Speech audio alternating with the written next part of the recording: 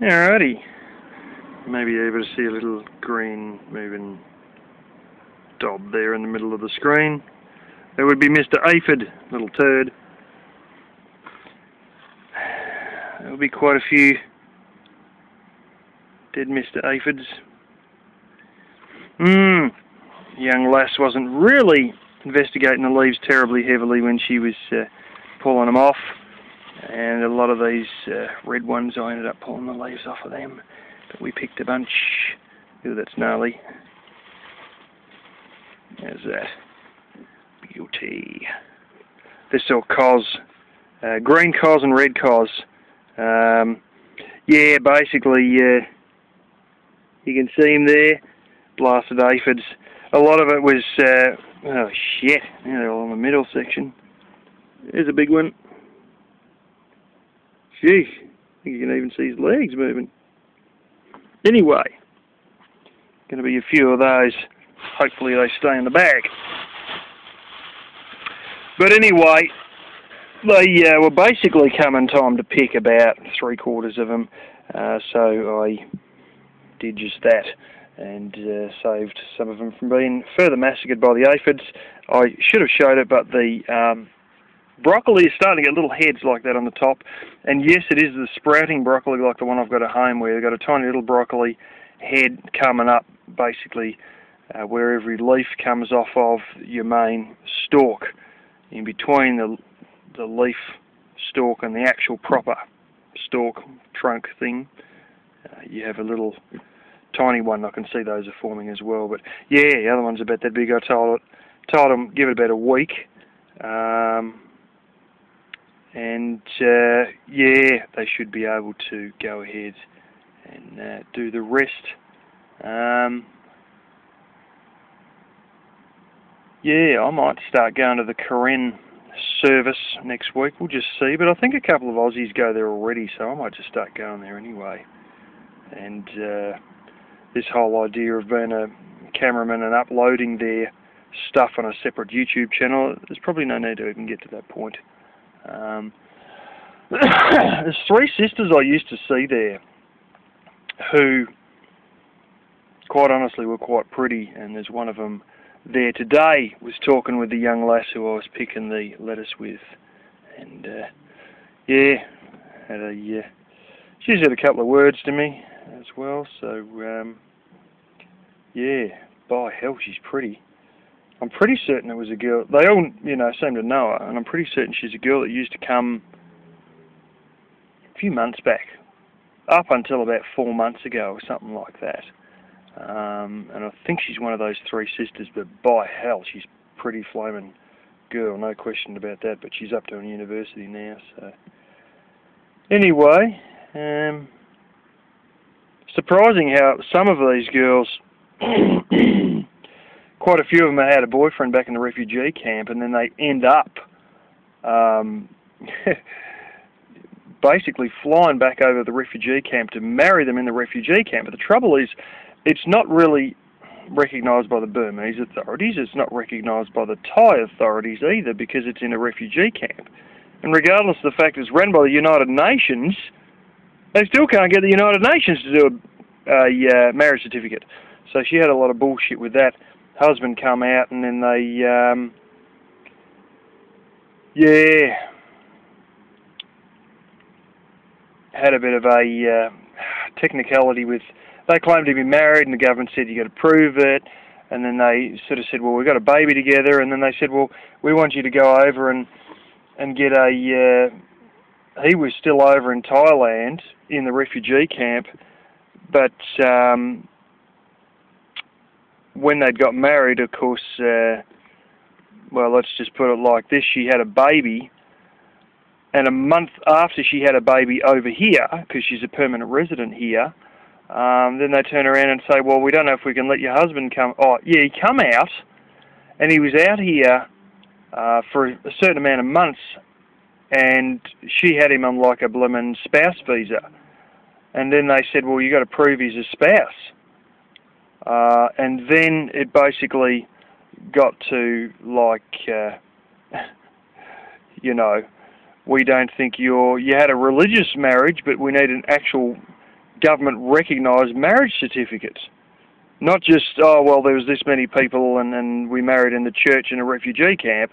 You need an actual government certificate. So he'd been over here for probably about 3 months, I suppose so, tourist visa time or something like that. And they almost booted him back there.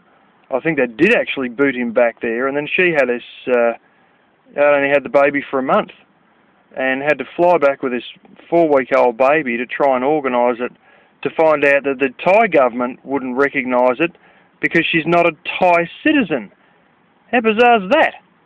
I believe that Aussies can fly over to Thailand and get married in Thailand without a problem, and I've actually seen videos on YouTube of how you get married in Thailand. But then again, he couldn't come out of a refugee camp to get married in a Thai church, and then it wouldn't be a church, it'd be a Buddhist temple, and they're not Buddhists, so they wouldn't want that. So yeah, one of these things just tied him in fucking knots. And I was actually quite surprised that she couldn't, even though technically speaking she's married on Thai soil, because she wasn't a Thai citizen, they wouldn't give her a marriage certificate, because foreigners can get a marriage certificate while they're married in Thailand. You know, so yeah, at least I've seen a guy marrying a Thai girl, and he explained the exact process of going through it, and who's got to be paid what, and what to expect to pay, and what the protocol and the etiquette is for it all. But anyway, that's the way it goes.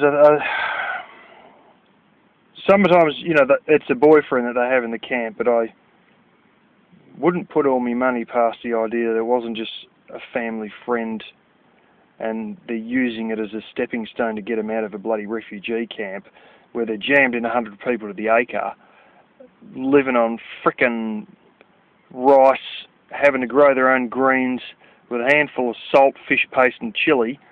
Rice, salt, fish paste, chilli. That's all that the UN provides. For all the billions of dollars, these people can't even get green veggies. They've got to grow their own while living 100 people to the acre in little 2-story bamboo shacks and trying to grow these things in hanging pot plants to have enough greens. It's blooming bizarre. Anyways,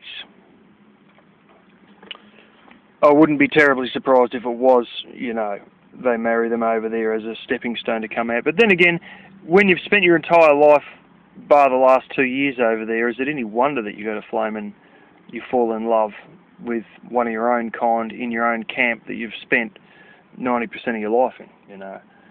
Anyway, with a bit of luck,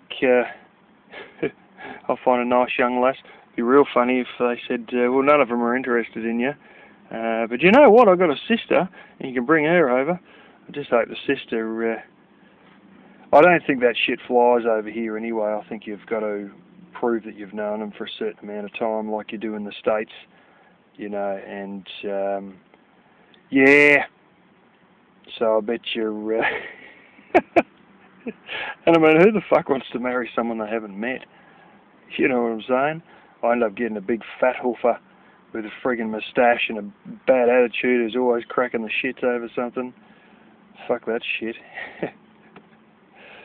Anyway, a bit of luck, things will eventuate. On occasion, the guys have a bit of trouble with their car, or they're looking under the hood, and of course I always join the guys to have a look under the hood. One guy today, what he'd done, a Toyota Camry, 98 model, late 98, blew out the bloody manifold between the exhaust manifold and the exhaust pipe. He blew it out, and I could see the oxygen sensor just sitting in the top there, and one of them was pointing to it. I explained what the oxygen sensor was, and then he was putting his hand around, I put my hand in. Fortunately, they've got completely guarded electric fans for the radiator, and there's quite a lot of room under the hood, you'd be surprised. It's an east-west engine, and yeah, you could put your hand around, you could feel one side of the gasket was alright, and the other side it was just blowing straight out, and I told him, it might cost you a few $100s to get it done, but I said, honestly, for the age of the car, you can drive around another 5 years or more with this thing, and you wouldn't even worry about it. And look, let's face it, if it's a 98 model, in 5 years' time, she'll probably be just about ready for the scrap heap anyway. And it's one of these things. I said to him, you probably don't even need to worry about it. It's a minor thing. I said to him, actually, when I first walked up to the car, I thought you had a hole in the muffler. But yeah, you know, helping them with things like that and whatever. That's sort of the guys. I don't know if it's my nerves or just the whole guys hanging together, girls hanging together thing that is very common with their culture. And I mean, even in our culture too, the women, you know, all tend to hang together and talk to each other. And but yeah, it's a lot easier for me at least to talk to guys than it is to talk to the girls. Although a lot of the girls say hi, and then I just sort of just say hi back and just keep walking, or just sort of shy away, which is just me being a frickin' wimp, basically.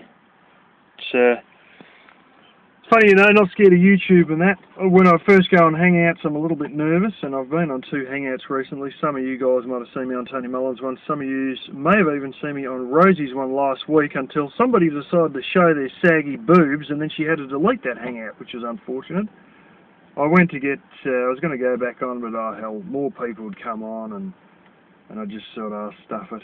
There's that many people on, there's 8 people, and it's like some of these Hangouts, you may realise that it's dominated by 3 people talking, and you got 8 people on, and the other 5 people just sit there like stunned mullets, and I could tell I was going to end up being like that, so I just sort of, don't worry about it.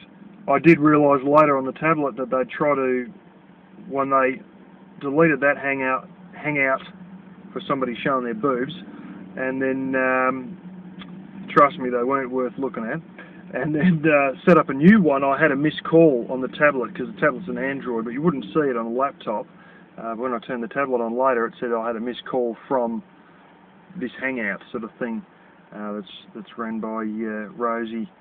And what I actually done, because I knew they were shutting it down and they're going to set up another one, I went and changed over to this channel and started uploading a heap of stuff. And by the time I got back to my normal channel, they were already on board, and there's a whole stack of other people on. But yeah, anyway, as time goes on, I'll probably end up on more Hangouts. But it's always with these new things, you're a little bit more edgy. Like, but not so much with YouTube videos. I only shit myself the first time I made a YouTube video.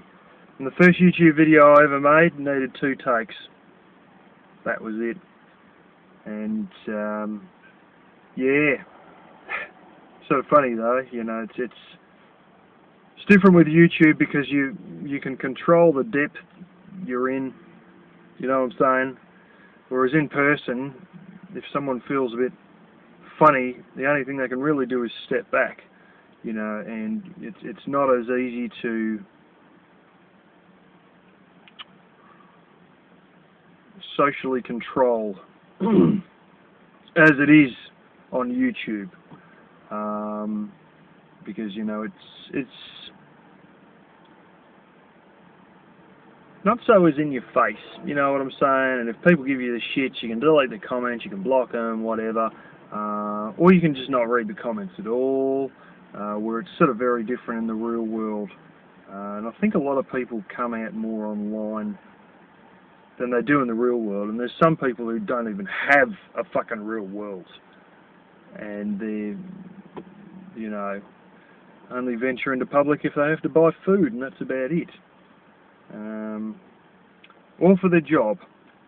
Anyways, been rambling on for a while now, and enough said.